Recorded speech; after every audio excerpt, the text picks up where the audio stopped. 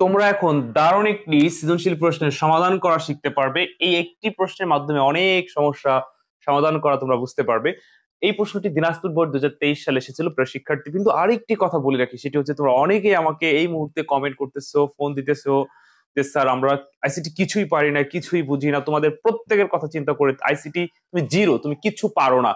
আবার তুমি মোটামুটি পারো কিন্তু প্রশ্ন ধরতে পারো না, তুমি যে লেভেলের হও না কেন প্রিয় শিক্ষার্থী, কিন্তু তোমাদের কথা চিন্তা করে কিন্তু আমি একটি কোর্স চালু করেছি এইচএসসি পরীক্ষার্থীদের জন্য। এই কোর্সে ভর্তি হলে ইনশাল্লাহ আইসিটিতে কোনো সমস্যা হবে না। তো তুমি যে সালের পরীক্ষার্থী হও না কেন, 24-25 আলাদা আলাদা করে ব্যাচ করা আছে। তো বিস্তারিত জানার জন্য আমার এই নতুন হোয়াটসঅ্যাপ নাম্বার এসএমএস করো। আমার আগের হোয়াটসঅ্যাপ নাম্বারটি কিন্তু বন্ধ হয়ে গেছে, এই আর একটা সমস্যা। সবাই আমার ওই আগের হোয়াটসঅ্যাপ নাম্বার এসএমএস করে আর ফোন করে, স্যার আপনি রিপ্লাই দেন না কেন, রিপ্লাই দেন না কেন।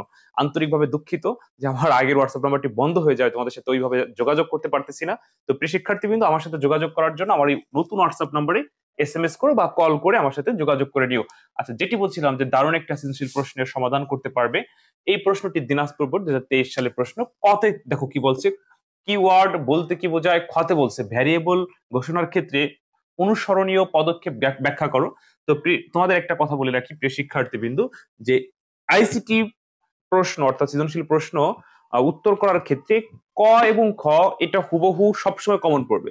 গ এবং গহ এটা কখনোই হুবহু কমন পড়বে না, তবে এটা প্র্যাকটিসের উপর ডিপেন্ড করবে তুমি পারবে কিনা।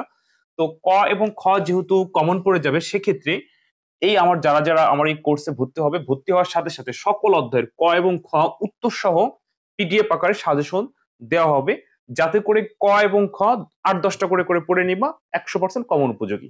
আর এই গ ঘর জন্য তোমাদেরকে প্র্যাকটিস করাবো। তো আমরা যদি এবার যদি আমরা এই গতে যাই, গতে বলছে যে উদ্দীপকের ধারাটির যোগফল নির্ণয়ে ফলো চার্ট করো।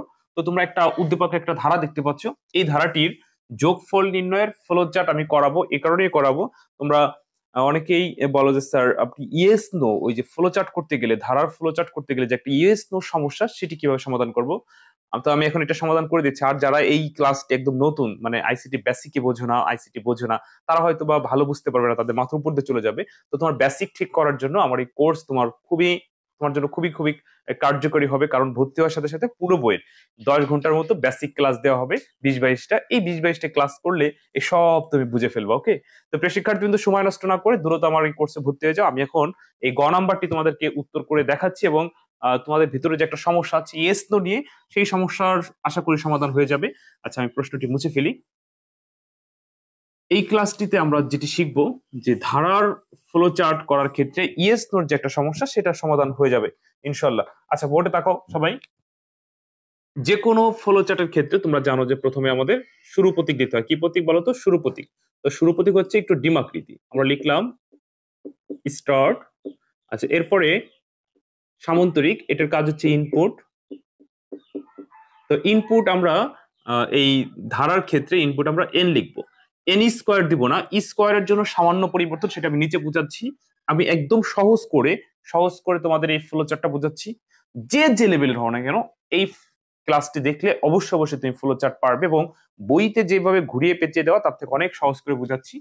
আচ্ছা, এরপর আমরা হচ্ছে প্রক্রিয়াকরণের ঘর নিব, অর্থাৎ আয়তক্ষেত্র।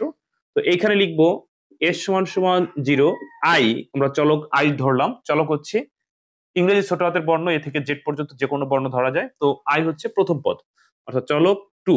এখানেও কিন্তু আমরা স্কোয়ার ব্যবহার করবো না। স্কোয়ারের জন্য কি পরিবর্তন সেটা আমি বুঝাচ্ছি। আচ্ছা, এরপর আবার আমরা প্রক্রিয়াকরণ ঘর নিব। আচ্ছা, এখানে এবার আমরা সূত্রগুলো প্রয়োগ করব।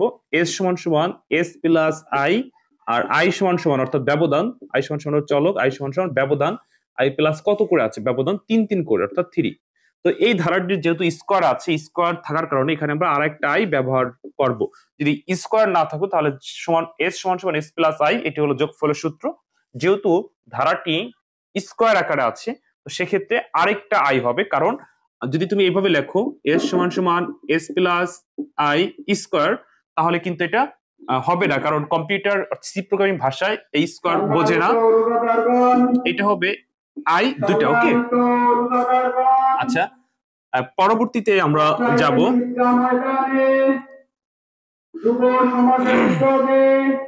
আজ আমাদের এলাকায় আর কি যুবকদের উদ্যোগে ইফতার আয়োজন করা হয়েছে, অর্থাৎ রমজানের শেষ দিকে প্রতি বছর যুবকরা এই উদ্যোগটা নিয়ে থাকে। তো আমরা যারা আছি আমরাও সহযোগিতার হাত বাড়িয়ে দেই।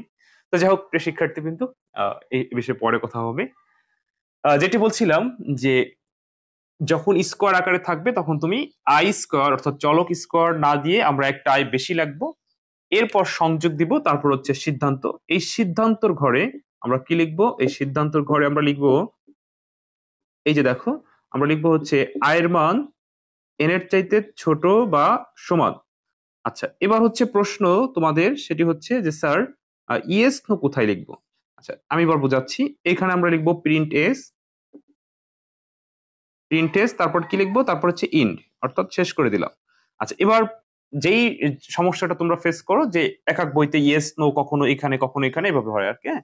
এবার আমি একদম খুঁটিনাটি ভেঙে ভেঙে তোমাদেরকে বোঝাচ্ছি। ধরো ধরো এই চিহ্নটা যদি এইভাবে থাকতো, তাহলে এইখানে হইতো হচ্ছে নো, এইখানে হইতো নো, এইখানে হইতো ইয়েস।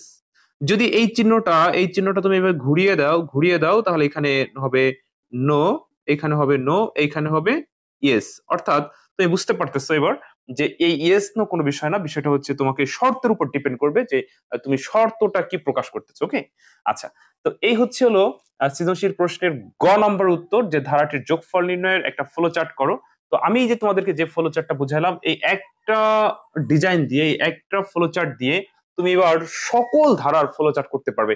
জাস্ট পরিবর্তন হবে কি? পরিবর্তন হবে হচ্ছে তোমার প্রথম পদ যদি অন্য সংখ্যা থাকে, ব্যবধান যদি অন্য সংখ্যা থাকে, স্কোয়ার থাকবে বা থাকবে না, অথবা স্কোয়ারের পরিবর্তে কিউব থাকতে পারে। তো এই হচ্ছে হলো ধারার ফ্লো চার্ট। তো প্রিয় শিক্ষার্থীবৃন্দ, আশা করি এই ক্লাসটির মাধ্যমে তোমরা ধারার ফ্লো চার্টটা শিখতে পারছো, এবং ইয়েস নো কখন হবে, কোথায় হবে, কোন জায়গায় দেওয়া উচিত, যদি ঘুরে যায় তাহলে আসলে কি ভুল না, এই বিষয়ে তোমরা পরিষ্কার হয়ে গেছো। তো যাই হোক, আশা করি তোমরা বুঝতে পারছো। এরপর আমি যেটা বলছিলাম যে তুমি আইসিটি মোটামুটি প্রশ্ন ধরতে পারো ভালো, বা বেসিক ভালো জানো, কিন্তু পরীক্ষার হলে গেলে কেউ যদি প্রশ্ন ধরাই দেয় তখন আরো ভালো লিখতে পারো। এইরকম নানান সমস্যা যদি তুমি ভোগো, আর যদি আইসিটি একদম কিছুই বোঝো না, জিরো, সবাই সবাই সবাই সবার উদ্দেশ্য করে বলতেছি যে তোমরা আমার এই কোর্সে ভর্তি হতে পারো। ইনশাল্লাহ তোমার আইসিটি তে কোনো প্রকার সমস্যা হবে না, তোমার আইসিটি ভালো করার দায়িত্ব আমার, এবং সর্বোচ্চ নাম্বার পাবে। তো যেহেতু হাতে সময় নাই, তোমরা সময় কাজে লাগাও। সামনে ঈদের পরেই ধুমসে ক্লাস শুরু হবে, তোমাদের পড়াশোনা শুরু হবে, একদম কুরবানি ঈদের পরে পরীক্ষা। তো পরীক্ষার আগ রাত পর্যন্ত এই কোর্সে ক্লাস চলবে, যারা 24 ব্যাচের আছে। আর যারা 25 ব্যাচের আছে তাদেরও ভোট পরীক্ষার আগ রাত পর্যন্ত এই কোর্স করার সুযোগ আছে, মাত্র 999 টাকায়। তবে ঈদ উপলক্ষে যদি এখন কেউ ভর্তি হয়, তাদের জন্য একটু ডিসকাউন্ট থাকবে। তো ঠিক আছে প্রিয় শিক্ষার্থীবৃন্দু, আজকে আর ক্লাস বেশি বড় করতে চাচ্ছি না। তো ভালো থেকো, অন্য কোনো দিন অন্য কোনো ভিডিওতে আবার কথা হবে। আসসালামু আলাইকুম।